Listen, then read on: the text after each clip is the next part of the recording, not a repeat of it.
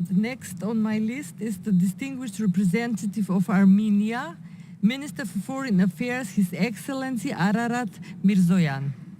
Mr. Minister, the floor is yours. Honorable Chair, distinguished colleagues, at the outset I would like to thank the North Macedonian OSCE chairmanship for leading this organization during the last year. Indeed, it was not an easy task, as the OSCE, which still remains the biggest security organization in the world, is rapidly declining as once duly adapted and well-elaborated mandates and commitments are totally disregarded. This process started several years ago when the OSCE failed to implement its core tasks, early warning and conflict prevention. Unfortunately, this process will continue unless there is no common understanding that violation of international law in any part of the world shall be unequivocally condemned and not tolerated.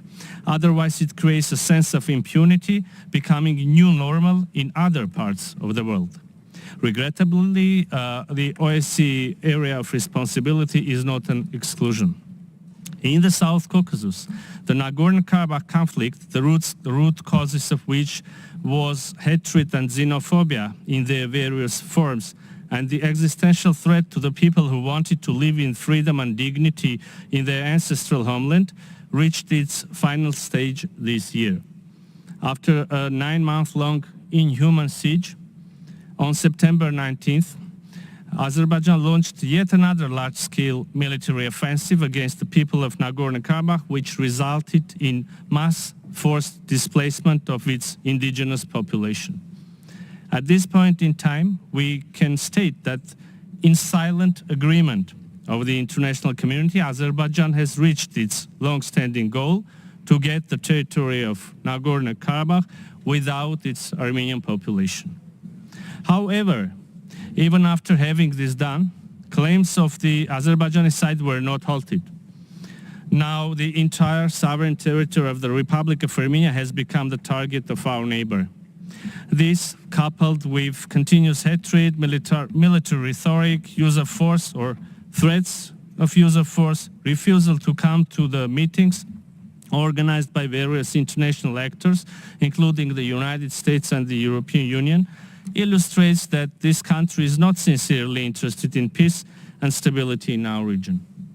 Distinguished colleagues, despite this human disaster in Nagorno-Karabakh, Armenia remains committed to opening of new era of peace in the South Caucasus and believes that it is still possible. For turning this possibility into a reality, we need reciprocally genuine engagement of Azerbaijan and the strong support of international actors to our efforts, which are based on well-elaborated and well-known principles.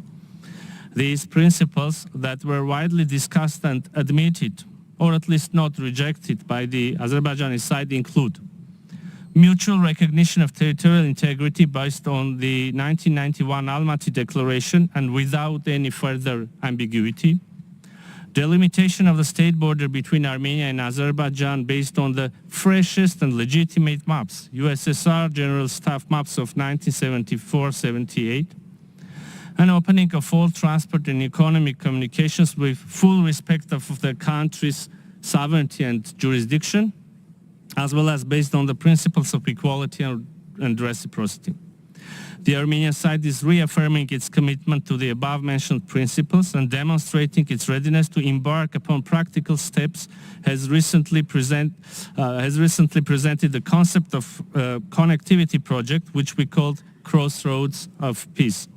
This ambitious project is aimed at connecting East with West, North with South, and through regional cooperation create conditions for strengthening economic and cultural ties, soften contradictions, and foster better connectivity and political dialogue between the countries of our region.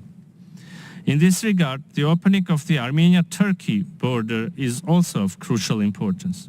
As you might be aware, we have reached the agreement to open the land border for third country citizens and Armenian and Turkish citizens holding diplomatic passports, which was reconfirmed by my counterpart, Minister Fidan, at our bilateral meeting on October 23. Even concrete timing was indicated, meaning upcoming weeks, and we hope that in the nearest future we will implement this first but quite tangible step. Madam Chairperson, there are also a number of humanitarian issues on Armenia-Azerbaijan normalization that cannot be ignored. The release of all Armenian detainees, including the ones imprisoned after September 19, cooperation in addressing the fate of missing persons, protection of cultural property in and around Nagorno-Karabakh can pave a way to long-lasting, just and dignified peace. In conclusion, I would like to stress that Armenia, as a responsible member of OSCE, has proved on numerous occasions its devotion to regional and global peace and will continue to take steps to that end.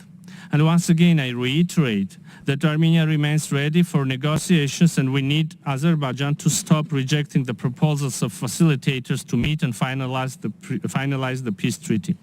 To ensure this goal, we need genuine efforts of all interested parties and international community as a whole to turn the page of violence in the South Caucasus and strengthen international rule-based order. Honorable Chair, I kindly ask to attach this statement to the journal of the day, and I thank you. Thank you very much, Mr. Minister.